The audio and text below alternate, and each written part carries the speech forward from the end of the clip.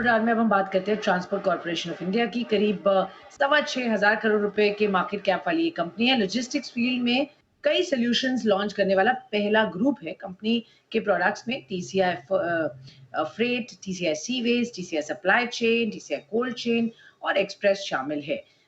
मौजूदा demand trend कैसे है, आगे किस तरीके का बिजनेस आउटलुक लग रहा है, ये जानते हैं। चलते हैं कंपनी के एमडी विनीत अग्रवाल के पास। Vineet, good afternoon. बहुत बहुत शुक्रिया। ऑफ कोर्स लॉजिस्टिक्स स्पेस में बहुत ट्रैक्शन रहा जब नेशनल लॉजिस्टिक्स पॉलिसी की बात की हमने, लगातार तब आपसे बात की। बट अभी अगर मैं ऑन ग्राउंड सिचुएशन की बात करूं, आपका year on year revenue PAT दोनों 5% की यहाँ ग्रोथ देखी गई है, लेकिन ईयर ऑन ईयर एबिटा में थोड़ा डिक्लाइन दिखा था 3.5% का। ईयर ऑन ईयर मार्जिन भी कम हुए हैं टू 10.6% फ्रॉम 11.6%। सो ये जो 100 बेसिस पॉइंट का ड्रॉप रहा वो क्यों रहा सर, और क्या लग रहा है गाइडेंस के पॉइंट ऑफ व्यू से आगे आपके ग्रोथ प्रोस्पेक्ट्स को लेकर रेवेन्यू, पैट और एबिटा पर? Thank you and hi Swati. यहाँ देखिए FY22 में हमारे जो सीवेज डिवीजन है उन्होंने वहाँ बहुत अच्छा प्रॉफिट हुआ था हमारा, क्योंकि हमने कुछ इंटरनेशनल वॉयजेस किए थे। आपको याद होगा उस समय इंटरनेशनल फ्रेट प्राइसेस बहुत ज़्यादा हाई थे, तो उसका हमने अपॉर्चुनिस्टिकली कोई एडवांटेज लिया था और साथ में फ्रेट रेट्स हाई होने के कारण हमें उससे अच्छा मुनाफा मिला। ये FY23 में ऑब्वियसली ये कंटिन्यू नहीं रह पाया, क्योंकि वैसे भी हमारा जो बिजनेस है कोस्टल शिपिंग का वो डोमेस्टिक है। तो इससे थोड़ी सी गिरावट आई एबिटा मार्जिन में, बट नेट नेट जो ओवरऑल ग्रोथ था प्रॉफिटेबिलिटी में और रेवेन्यू में, सब में रेवेन्यू में 16% के करीब ग्रोथ था और प्रॉफिटेबिलिटी करीब 10% के आसपास का ग्रोथ था। तो वैसे बिजनेस काफी सिक्योर है ये। जो कुछ हद तक कुछ बिजनेसेस एक पीरियड में अच्छा नहीं करती है और एक पीरियड में कुछ बिजनेसेस अच्छा करते हैं, तो ये जो बैलेंस है ये मेंटेन होता है। इसलिए आप देखोगे पिछले 10 साल का रिकॉर्ड हमारी कंपनी का वो एक कंसिस्टेंट टॉप लाइन और बॉटम लाइन ग्रोथ का है। ग्रोथ का है, बट थोड़ा वो एक तरह से अप एंड डाउन जो आप बोल रहे हैं साइकिल वो चलती है। लेकिन सर सेगमेंटल बेसिस पर अगर हम देखते हैं तो आपका 18% रेवेन्यू ड्रॉप हुआ in the sewage division at 125 crores from 152 odd crores. तो यहाँ पर जो ड्रॉप आया है ये क्यों आया है, और गोइंग फॉरवर्ड इस पर्टिकुलर डिवीजन पे क्या आउटलुक है? Q1 ऑफ FY23 और FY24 में जो फर्क है वो ये है कि हमारे उस समय जो शिप्स हैं वो ड्राई डॉक पे नहीं गए थे, और इस साल अभी शिप्स ड्राई डॉक पे गए तो कुछ शिप्स अवेलेबल नहीं थे ऑपरेशंस के लिए, और इससे ऑपरेशंस में थोड़ी बाधाएं आई। और साथ में आपको इस साल जो Q1 में अगर आप देखें तो एक साइक्लोन भी आया था बिपरजॉय, तो उससे भी कुछ हमारे वॉयजेस कम लगे। तो ये सब देखते हुए जो रेवेन्यू ग्रोथ है वो थोड़ा सा गिर गया, बट हम कॉन्फिडेंट है कि ये Q3 Q4 Q2 Q3 Q4 में इसको हम पिकअप कर लेंगे, क्योंकि और कोई जहाज हमारा बचा नहीं है अभी ड्राई डॉक के लिए, तो सब जहाज अवेलेबल है रेवेन्यू जनरेशन के लिए। Okay, sure. सो अवेलेबिलिटी यहाँ पर आ जाएगी। वॉल्यूम सर ओवरऑल कैसा रहा इस क्वार्टर में, और आगे वॉल्यूम को लेकर किस तरह से आप देख रहे हैं, क्या ट्रैक्शन है? TUE handle, rail volume, shipping volume, इन सब पर आपका क्या व्यू है? Q1 जनरली थोड़ा सा सॉफ्ट रहता है, क्योंकि आपको सबको मालूम है कि Q4 में बहुत ज्यादा पुश होता है सेल्स की तरफ कंपनियों का, तो बहुत मूवमेंट होता है उस समय, तो Q1 में उसका इम्पैक्ट आता ही है। Q2 में हम देखते हैं कि जुलाई और अगस्त के बाद साथ साथ आपका फेस्टिवल सीजन की जो स्टॉकिंग है वो चालू हो जाती है पूरे देश में, और वो स्टॉकिंग प्लस कुछ थोड़ा सा पिकअप मानसून के कारण जो कम रहता है वो साथ में पिकअप करना चालू हो जाता है। तो एंड ऑफ द क्वार्टर में बिजनेस जनरली थोड़ा सा इम्प्रूव होने लग जाता है सितंबर के आसपास। तो जो एक्सपेक्टेशन है कि टीयू ग्रोथ और सब वॉल्यूम ग्रोथ में आगे बेहतर ही रहेगा, और जो हमारा फुल ईयर का गाइडेंस है वो 10 से 15% ग्रोथ का है, वो हम डेफिनेटली अचीव करेंगे। ओके, 10 से 15% का जो गाइडेंस है वो आप डेफिनेटली अचीव करेंगे, उस पर आप ऑन ट्रैक है। Sir, what is the plan अगर हम मल्टी मोड ट्रांसपोर्ट या लॉजिस्टिक्स की बात करते हैं, ग्रीन लॉजिस्टिक्स की बात करते हैं, इस पे आप लोग क्या कर रहे हैं, एंड कितना इन्वेस्टमेंट्स वहां पर आप कर चुके हैं और कितना और करेंगे? डेवलपमेंट क्या है इस वक्त, और क्या अपडेट्स दे सकते हैं? जैसे हमने पहले बात किया था नेशनल लॉजिस्टिक्स पॉलिसी के बारे में, और नेशनल लॉजिस्टिक्स पॉलिसी में जो सबसे मेन आइटम है वो है मल्टी मोडल लॉजिस्टिक्स। अगर हमें इंडिया का लॉजिस्टिक्स कॉस्ट कम करना है तो हमें रोड से दूसरे मोड ऑफ ट्रांसपोर्ट, चाहे रेल या कोस्टल शिपिंग या इनलैंड वाटरवेज की तरफ जाना ही पड़ेगा। 60-65% आज ट्रांसपोर्ट कॉस्ट हमारा ट्रांसपोर्ट जो है रोड से होता है, और सिर्फ 20-25% रेल से और अबाउट 6% कोस्टल शिपिंग से।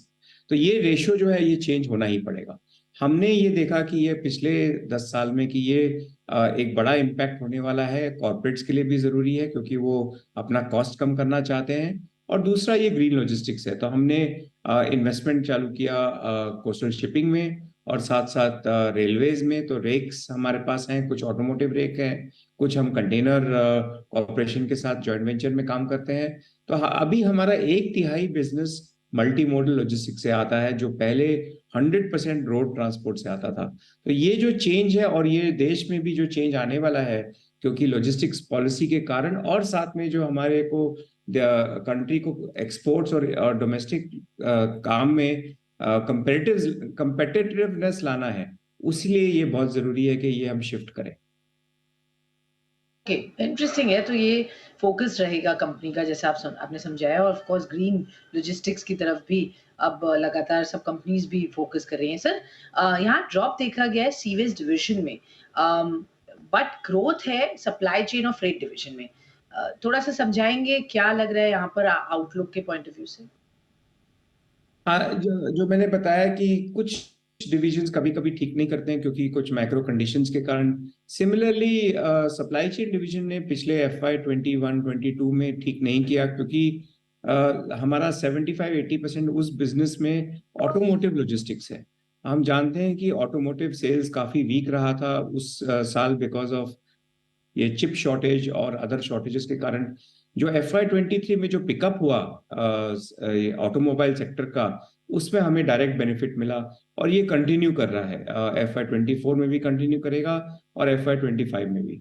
हम देख रहे हैं कि सभी सेक्टर जो है ऑटोमोटिव में, और हम काम करते हैं 4 wheeler, 3 wheeler, 2 wheeler, tractor, commercial vehicle, और ये जो अर्थ मूविंग वाली कंपनीज है, JCB टाइप की कंपनियां या टाटा हिताची टाइप की कंपनियां, उससे भी हम काम करते हैं। तो ये पूरे सेक्टर में हम देख रहे हैं कि काफी ग्रोथ है, और अगले कई सालों तक ग्रोथ रहेगा। एक सिर्फ जो है सेक्टर जिसमें थोड़ा सा वीकनेस है, वो है 2 व्हीलर। वो भी हम देख रहे हैं कि उसमें जो चेंज आ रहा है EV की तरफ ज्यादा जो जोर है, उससे हम देख रहे हैं कि काफी अदर कंपनीज में ग्रोथ भी है। तो 2 व्हीलर अभी थोड़ा पिकअप हो रहा है, लेकिन ओवरऑल में ऑटोमोटिव सेक्टर में काफी ग्रोथ है। ऑटोमोटिव ऑफ कोर्स सेक्टर में अच्छी खासी ग्रोथ हो रही है। सर, इवन दो अगर हम आपके डिवीजन ड्रॉप की बात कर रहे हैं, रेवेन्यू में जो माइनर कंट्रीब्यूशन है, अनअलोकेबल डिवीजन रेवेन्यू, ग्रोथ हमने देखी है इसमें। क्या रहेगा आगे इस बिजनेस को लेकर, इसके प्रोस्पेक्ट्स? क्योंकि it was up from 3.8 crores to 7.9 crores, which is up almost 100%. हाँ, बट वो वैल्यू थोड़ा छोटा है। आई मीन, अगर आप देखें 3.8 to 7.9, 4,000 करोड़ की बैलेंस शीट में, that is not too much, but it is just may be some जो डिविडेंड इनकम वगैरह हमारा आया था दूसरे जॉइंट वेंचर से, ये वही अमाउंट है। कुछ ज्यादा इसमें एक्सपेक्टेशन नहीं है, ज्यादा प्लस माइनस का।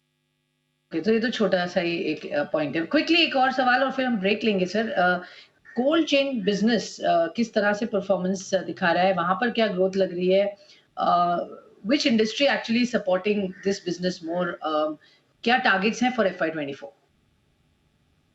कोल्ड चेन बिजनेस हमारा एक जॉइंट वेंचर कंपनी है। इसमें 80% हमारे पास है, और 20% एक जापानीज कंपनी मित्सुई कंपनी का है।